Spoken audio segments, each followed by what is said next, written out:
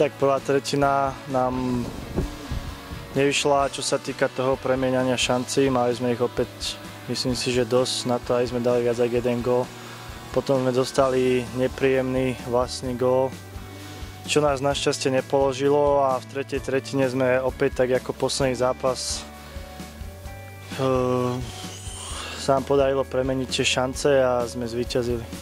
Tak dúfajme, že sme z toho zase nevyčerpali a že to udržíme a že budeme v tomto pokračovať.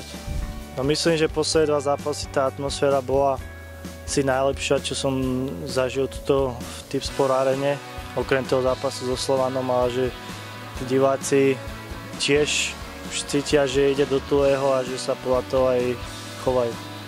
Tak myslím si, že sme tam stále tie tri mužstvá, možno 4, ktoré majú tie šance celkom rovnaké.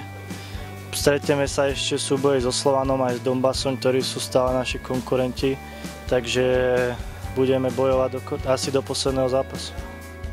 No takisto ako na tieto posledné dva zápasy, s tým, že proste musíme vyhrať, bodovať a aj keby čo bolo, a bojovať celý zápas, a to je asi to hlavné.